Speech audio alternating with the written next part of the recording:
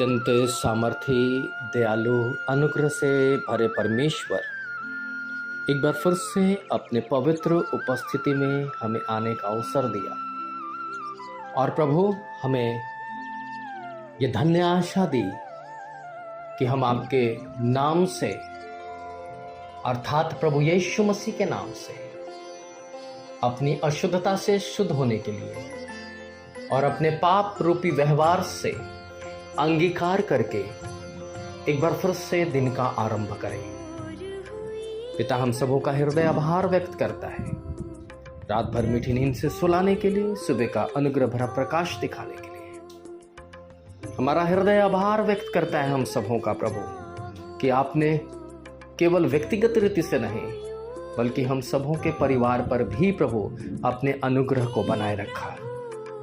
हमारे शोक को, हमारी विपदाओं को, हमारी पीड़ा को, हमारी अशांति को, हमारे असहजता को प्रभु आपने हमारे जीवन से अलग करके हमें एक बार फिर से नया ऊर्जा प्रदान किया।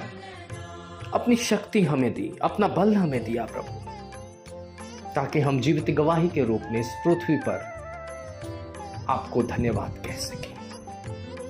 और ऐ स्वर्गीय पिता परमेश्वर, हम धन्यवाद और धन्यवाद और धन्यवाद कहते हुए प्रभु अपनी प्रार्थनाओं को, इस मध्यस्थता की प्रार्थनाओं को प्रभु आपके पास लाते हैं। पिता परमेश्वर, संभवतः दाऊद ने एक पाप किया, उसने हित्ती उरिय्याह की पत्नी से व्यभिचार कर गया और पिता उसे युद्ध में मरवा भी डाला और उसका गुनाह का प्रभु वो परिणाम आपने उसे बड़ा भयानक दिया। प्रभु आप दाऊद पर क्रोधित हो गए, जो दाऊद प्रभु अभिषेक किया गया था, जो दाऊद पिता परमेश्वर आपके संग रहता था, जो दाऊद प्रभु एक मित्र की तरह बातचीत करता था, वो दाऊद जो पिता परमेश्वर आपके नाम से प्रभु गोलियत का सामना कर सकता था, जो दाऊद पिता परमेश्वर शेर की दाढ़ को पकड़ करके और रीछों की दाढ़ को पकड़ करके प्रभु अपने मेमनों को छुड़ा लेता था, उसने गुनाह किया तो प्रभु आपने उसके गुनाह को प्रभु जी दंड में प्रभु तब्दील कर दिया। पिता पूरी बाइबल इस बात को स्पष्ट करती है कि तू पाप को बर्दाश्त नहीं करता। और आज प्रभु हम अपने हृदय, आत्मा, प्राण को प्रभु आपके पास लाते हैं और आपसे हम यही कहते हैं प्रभु कि हमसे कोई ऐसा गुनाह ना हो। प्रभु हमारी जुबान नियंत्रित रखिएगा, हमारे विचारों को नियंत्रित रखिएगा, हमारे व्यवहार को नियंत्रित रखिएगा, हमारे शब्द को नियंत्रित रखिएगा, हमारे हाथ, हमारे पैर प्रभु सब आपके नियंत्रण में हो। प्रभु हमारा दिल प्रभु आपके नियंत्रण में हो प्रभु। और ऐ स्वामी, तू हमारा मुक्तिदाता प्रभु है। यहोवा निशी, यहोवा रफा, यहोवा सलोम, यहोवा ईरे है, यहोवा अल शदाई है। पिता हम आपके सामने यही तो कामना करते हैं। पिता हो सकता है संभवतः हम पाप करते हो और पाप का बोध ना हो सकता है प्रभु हम अपने मन से प्रभु किसी की बुराई करते हो और पिता परमेश्वर ये मन से हम विचार बुरे सोचते हो। इसलिए प्रभु जी हम आपसे कहते हैं,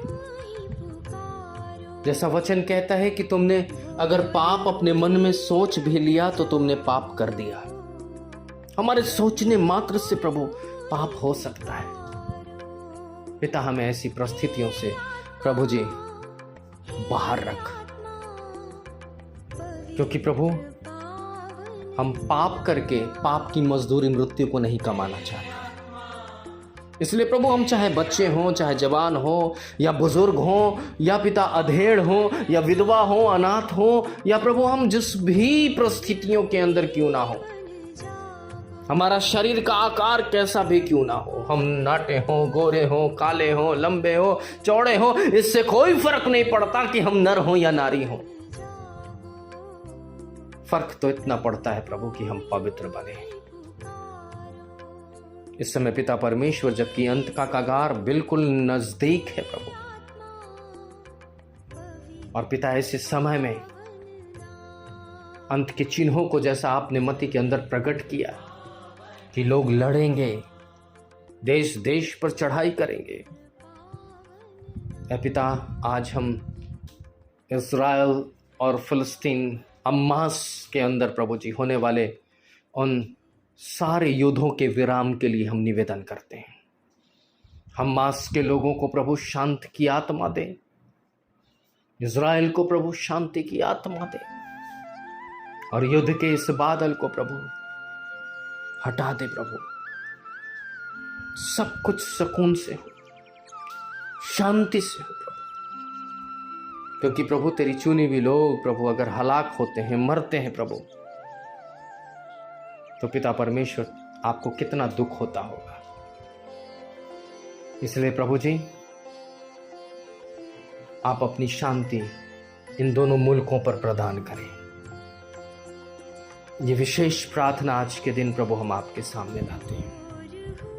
और एक बार फिर से प्रभु जी, हम जितने भी लोग इस प्रार्थना में शामिल हैं, उन सबों को प्रभु आपके पवित्र उपस्थिति में लाते हुए विनती को प्रभु यीशु मसीह के नाम से मांगते हैं। दया से सुने और ग्रहण करें। आमीन।